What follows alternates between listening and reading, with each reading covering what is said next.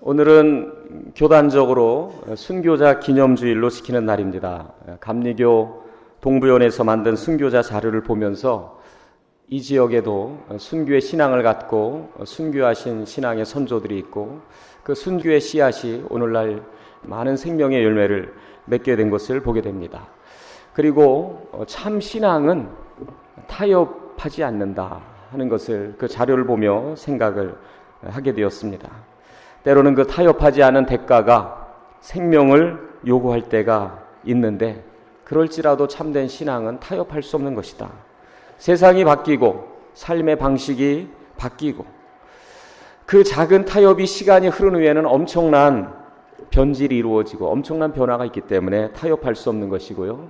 또 두 번째는 신앙은 사람이 만든 것이 아니라 하나님의 선물이기 때문에 하나님이 주신 것이기 때문에 인간의 생각으로 방법으로 바꿀 수가 없는 것입니다.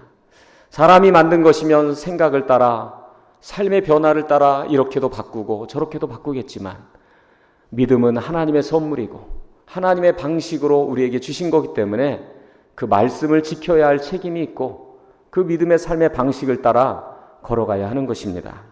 일제시대 때의 상황을 보니까 기독교 신앙을 간섭하면서 몇 가지 요청을 하게 되는데 동방요배라는 것이 있었습니다. 그것은 일본을 향해서 절을 하는 것인데 그것을 예배 시간에 하도록 기독교인들에게 요구한 것입니다. 하나님을 예배하는 자리에서 일본의 천황을 향해서 예배하도록 예배가 변질되는 것입니다.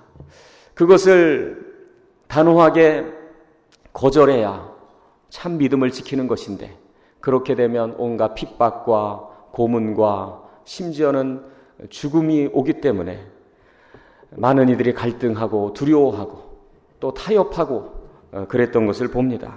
또 우리가 잘 아는 신사참배라는 것이 있었죠.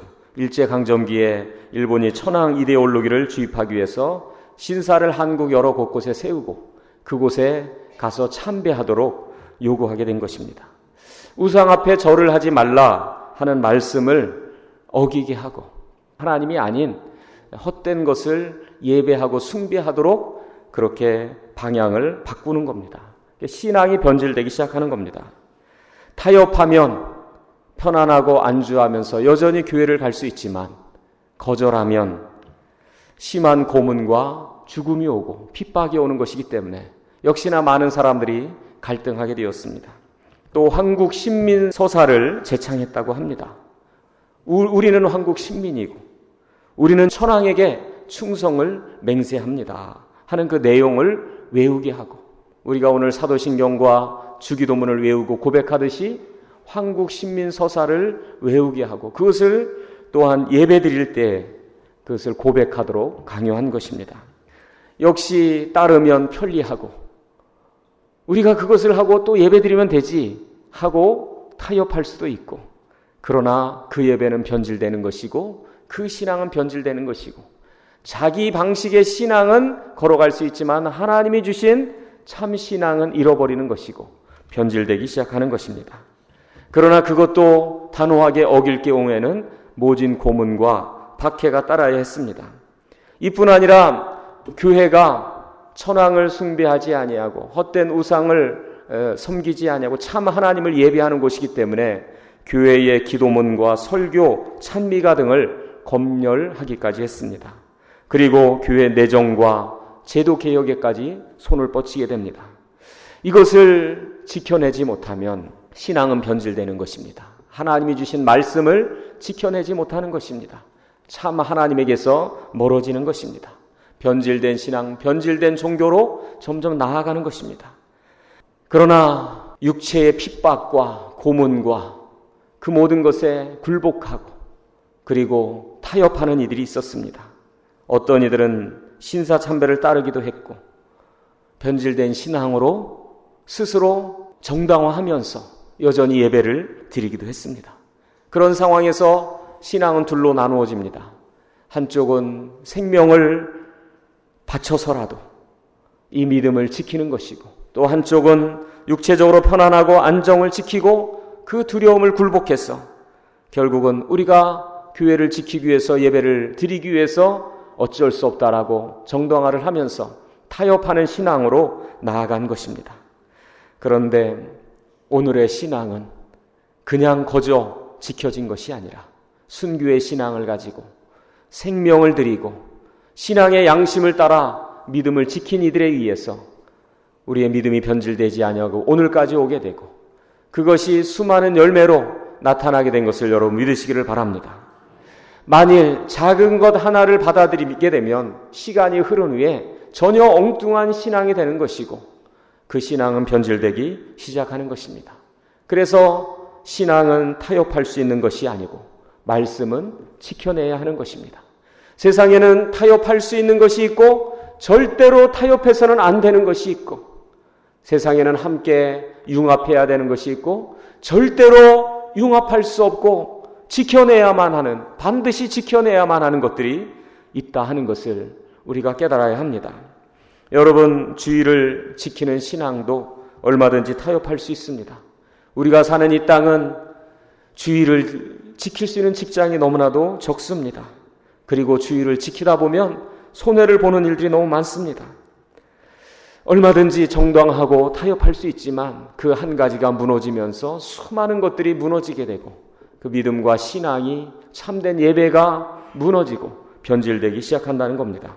나는 육체적인 손해를 감수하고 말씀을 지켜내는 일을 선택하겠습니다. 그런 결단이 있어야 합니다. 그것이 순교자적인 신앙의 자세를 갖고 오늘도 걸어가는 겁니다. 기록에 보니까 순교자들은 항상 자발적인 선택, 순교자의 자격에는 자발적인 선택이 있다는 것입니다.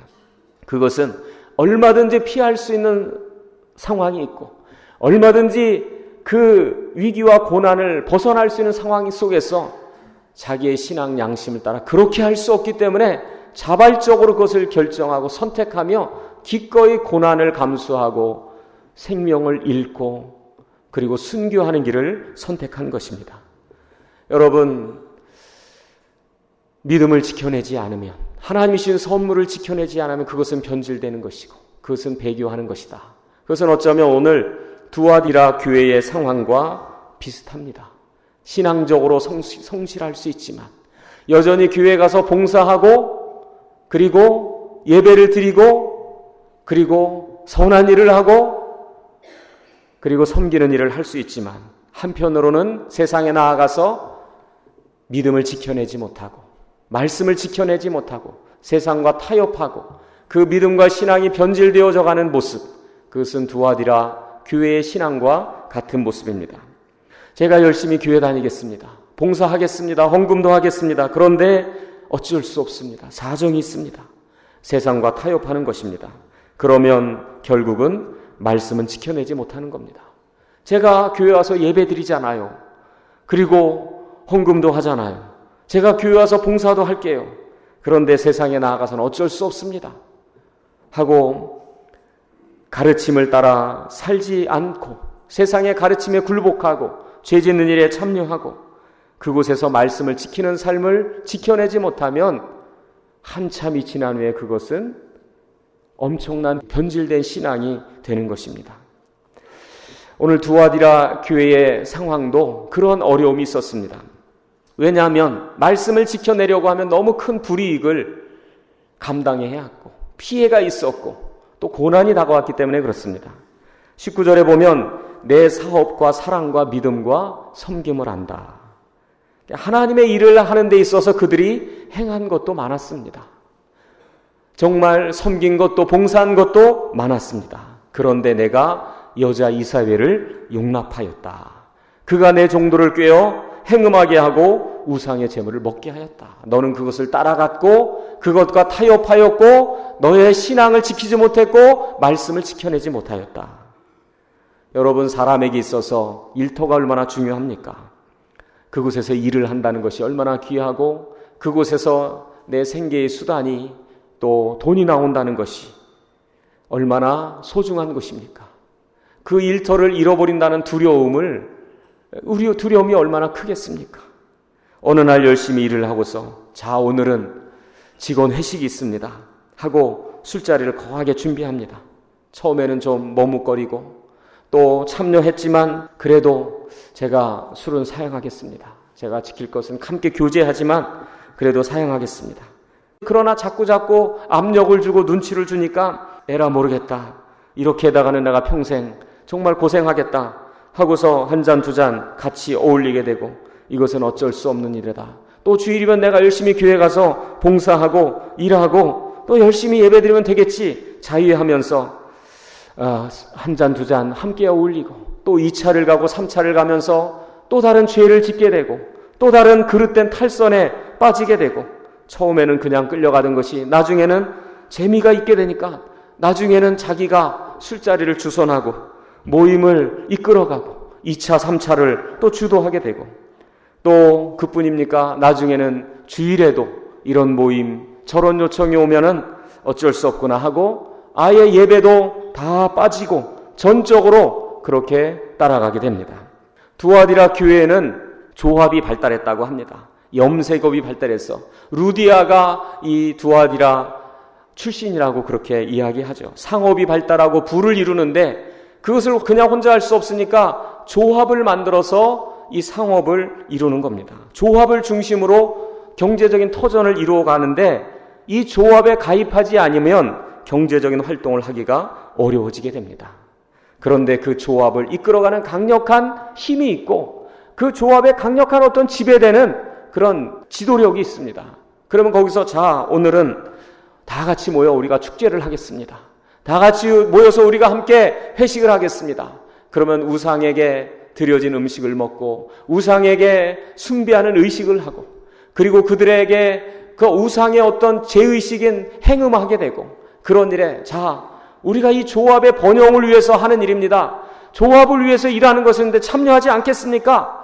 강력하게 그들에게 정말 강요를 하게 되면 어쩔 수 없이 그 부정한 행위에 참여하고 죄를 짓고 자기의 신앙 양심과는 어긋나는 것을 알면서도 어쩔 수 없이 따라가는 겁니다. 그렇게 하지 않으면 그 조합원으로서의 불이익을 당하고 권리를 잃어버리게 되니까 교인들 중에서도 그 우상을 숭배하는 의식에 참여하고 그 행음하는 일에 참여하고 죄를 짓고 그리고 타협하는 이들이 많았다는 것입니다.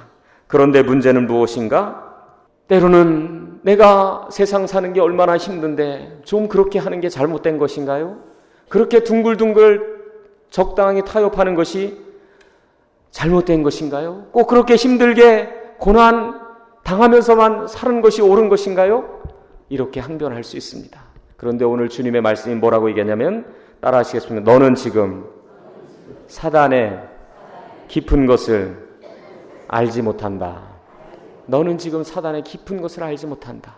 아무것도 아닌 것 같고 그냥 단순히 육체의 즐거움과 유익을 누리는 것 같고 그러나 그것은 사는 길이 아니고 죽는 길이다. 그것은 내가 복을 받는 길이 아니고 나는 단순히 내 직장을 지키고 일터를 지키고 내 삶을 지키고 싶었을 뿐입니다. 그러나 그것이 너를 살게 하는 것이 아니고 너에게 복을 주는 길이 아니다. 너는 사단의 깊은 것을 알지 못한다. 복과 저주가 있고 생명과 사망이 내 앞에 있는데 그것은 생명의 길이 아니다. 말씀을 지키는 것이 죽는 것 같지만 그것이 사는 길이고 말씀을 지키는 것이 손해보는 것 같지만 그것이 복을 받는 길이다. 하나님께 생명이 있고 복이 있음을 여러분 믿으시길 바랍니다. 그래서 두아디라 교회에 나타난 주님의 모습은 어떤 모습이냐? 불꽃 같은 눈을 가지신 분으로 묘사되고 있습니다. 불꽃 같은 눈을 갖고 모든 것을 보고 계시고 모든 것을 다 알고 계시다는 것입니다. 여러분 어느 날 너무너무 힘이 들어서 여러분이 기도합니다. 주님 정말 내가 너무 힘이 듭니다 하고 기도하는데 어느 날 여러분이 기도하는 가운데 음성을 듣게 되었다고 생각해 보십시오. 이런 음성이 들려왔습니다. 사랑하는 아들아, 사랑하는 딸아, 내가 많이 힘들지? 그런데 내가 참 너를 기뻐한단다. 내가 너에게 그래서 이런 상을 좀 주려고 한단다. 예? 왜요? 제가 뭘 했는데요? 저는 별로 한 것도 없는 것 같은데요? 근데 너 언제 어느 때 이렇게 했지? 참 너 묵묵히 변함없이 신앙 양심을 따라 믿음을 따라 걸어가더구나. 나는 너의 그 모습을 참 기뻐했단다. 나는 참 그 모습을 너무 기뻐하고 사랑했단다 한다면 여러분 얼마나 놀랐겠습니까? 주님이 그것을 보고 계셨나요? 그것을 알고 계셨단 말인가요? 하면서 눈물을 펑펑 흘리면서 보고 계셨군요, 알고 계셨군요 하고 감동하시겠죠. 그런데 실상 주님은 그런 분이라는 것입니다. 우리의 마음과 중심과 행동을 보고 알고 계시고 불꽃 같은 눈동자로 다 보고 계시다는 것입니다. 구약 성경을 보면 이새의 아들 중에 다윗을 택하죠. 그러면서 나 여호와는 중심을 보느니라, 그를 보고 계셨던 것입니다. 말없이 자기의 책임을 다하고 하나님 앞에서 신앙 양심을 따라서 기도하면서 믿음의 길을 가고 있었던 그를 알고 계시고 보고 계셨던 겁니다. 나 여호와는 중심을 보시고 그를 선택하신 것입니다. 또 어느 날 이렇게 여러분의 마음속의 고난 가운데 이런 말씀이 들려졌다고 생각해 보세요. 내가 너를 책망할 것이 있단다. 예? 뭐를요? 제가 뭐요? 그러면 너 허구한 날 말로만 그랬지. 제가 언제 그랬나요? 깜짝 놀라겠죠. 너 맨날 허구한 날 말로만 그런다고 그랬잖아. 하나님은 나의 머리카락 하나까지 세심바 되신다고 말씀하십니다. 내가 너를 보고 있단다. 보고 있단다. 두아디라 교회에 나타난 주님의 모습은 불꽃 같은 눈을 가지신 분이십니다. 모든 것을 알고 계시며 지켜보고 계시다는 것입니다. 그래서 23절에 뭐라고 말씀하시냐면 따라하시겠습니다. 모든 교회가 나는 사람의 뜻과 마음을 살피는 자인 줄 알리라. 모든 교회가 나는 사람의 뜻과 마음을 살피는 자인 줄 알리라. 모든 것을 보고 계시고 지켜보고 계시고 알고 계시다는 것입니다. 몰라서 그랬습니다. 올바르게 나에게 가르쳐 주시고 알려주는 가르침이 없어서 그랬습니다. 여러분, 때로는 상처받을까 봐 더 단호하게, 심지어는 교회를 떠날지라도 강하게 말하지 못하는 것을 저의 책임입니다. 용서를 구합니다. 참된 은혜는 올바른 가르침을 얻게 되는 것이고 그 가르침을 따라서 걸어가게 되는 것입니다. 그러면서 그들에게 두려운 말씀을 주시는데 뭐라고 얘기하냐면 23절 같이 한번 읽어보겠습니다. 시작. 또 내가 사망으로 그의 자녀를 죽이리니 모든 교회가 나는 사람의 뜻과 마음을 살피는 줄 알지라. 내가 너희 각 사람의 행위대로 갚아주리라. 내가 너희 각 사람의 행위대로 갚아줄 것이다. 내가 사망으로 그의 자녀를 죽일 것이다. 정말 두려운 것이 무엇이냐? 그 조합의 강력한 힘에 내가 경제적인 손해를 입을까 봐 두려워하고 어쩔 수 없이 끌려갔는데 정말 두려운 것이 무엇이냐? 마태복음 10장 28절에 예수님께서 뭐라고 말씀하시죠? 몸은 죽여도 영혼은 능히 어찌하지 못하는 이들을 두려워하지 말고 몸과 영혼을 능히 지옥에 멸하실 수 있는 일을 두려워하라 라고 말씀하십니다. 내 행위대로 갚아줄 것이다. 너의 행위대로 맨날 말로만 하고 전혀 달라지지 않고 변하지 않는 너의 모습, 내 행위대로 갚아줄 것이다. 그 행위를 돌이키지 않으면 안 된다는 것입니다. 두 번째, 주님의 모습은 그 발이 빛난 주석과 같다라고 표현합니다. 발은 견고한 힘을 상징합니다. 그리스도의 능력이 결국은 그 원수를 정말 다 무너뜨리고 악한 힘을 정말 분쇄하고 참된 능력이 그리스도에게 있다는 것입니다. 교회의 능력과 강함을 보라. 약한 것 같지만 정말 주님이 거하시는 교회의 영적인 권세와 능력을 봐라. 무엇이 정말 강한 것이고 무엇이 정말 소중한 것인지를 보라 하는 것입니다. 여러분, 언젠가 내가 붙잡은 것들이 덧없이 빠져나가게 될 것이고 내가 정말 그렇게 지키려고 했던 것들이 덧없이 무너지게 될 것입니다. 주님의 교회만이 영원하시고 믿음이 영원함을 믿으시기를 주의 이름으로 축원합니다. 결국은 덧없이 하나님을 대적하는 모든 것들은 뿔뿔이 흩어지게 되고 그 손에 쥔 것들이 다 덧없이 빠져나가게 될 것입니다. 그런데 그 가운데도 뭐라고 얘기하냐면, 그런데 그 가운데도 이기는 자와 끝까지 지키는 자들에게 내가 줄 상이 있다. 그런데 그 가운데도 끝까지 믿음을 지키는 자들이 있다. 그들에게 내가 만국을 다스리는 권세를 주고 새벽별을 줄 것이다. 영생의 축복을 줄 것이다. 여러분, 우리 주위에는 여전히 세상의 유혹에도 생명길을 선택하고 말씀을 지키는 이들이 있습니다. 그렇게 결단하는 이들이 있습니다. 오늘도 그렇게 결단하고 승리할 수 있는 성도 여러분 되시길 주의 이름으로 축원합니다. 아름다운 부자 척피니의 이야기가 있습니다. 그는 74세의 건강한 나이에 한국 돈으로 9천억 원 정도 되는 돈을 자선재단에 기탁하는 계약서에 사인을 하게 됩니다. 그리고 자신은 지금 샌프란시스코의 임대 아파트에 살면서 검소하게 살고 있다고 합니다. 그는 세계적인 억만장자인데 마지막 재산을 기부하던 날 그는 막대한 부를 내려놓게 된 것을 스스로 자축했다고 합니다. 오히려 안도의 쉼을 내쉬면서 마치 무거운 짐을 내려놓기나 한 것처럼 그렇게 홀가분하게 자신의 부를 내려놓은 것을 감사했다고 합니다. 그의 좌우명은 수위에는 주머니가 없다.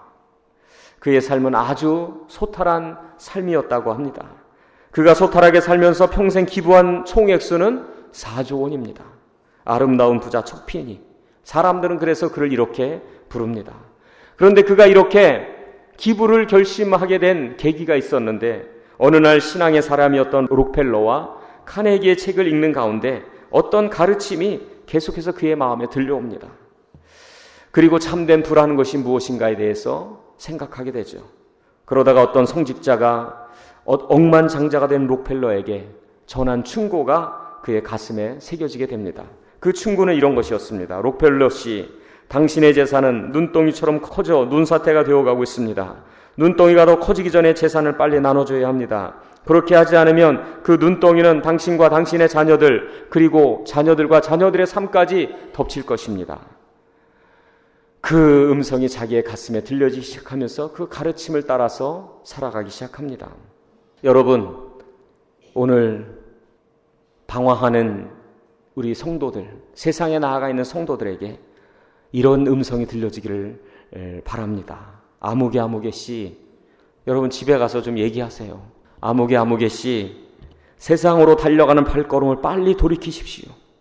그렇게 하지 않으면 죄의 눈덩이가 당신과 당신의 자녀들에게 덮칠 것입니다. 라고 들릴 수 있기를 바랍니다. 여러분, 속회에 가서 전해주시기 바랍니다. 여러분, 방황하는 이들에게 그렇게 들려주시기를 바랍니다. 그렇게 주의 음성이 마음속에 들려지게 하십시오. 아무개 씨, 빨리 돌이키십시오. 내가 너에게 회개할 기회를 주었노라. 우리에게 지금 회개할 기회를 주었다고 말씀하십니다. 아무개 씨, 정신 차리세요. 빨리 돌이키십시오. 그렇게 하지 않으면 죄의 영향이 당신과 자녀들에게 미칠 것입니다. 라는 두려운 음성으로 들려지기를 바랍니다. 할렐루야. 찬양 중에 이런 찬양이 있습니다. 하나님은 너를 만드신 분, 하나님은 너를 쉬지 않고 지켜보신단다. 하나님은 너를 원하시는 분, 하나님은 여러분을 원하고 계십니다. 너와 같이 있고 싶어 하신단다. 여러분과 함께 있고 싶어 하십니다. 이 세상의 짧은 생애 가운데 음료와 같이 떠나지 않고 하나님과 함께 걷는 삶이 되게 하옵소서. 허탄한 일에 내 영혼을 빼앗기지 않고 생명의 주인을 따라서 말씀을 지키며 걷는 삶이 되게 하옵소서. 결단하는 이 아침 되시기를 주님의 이름으로 축복합니다.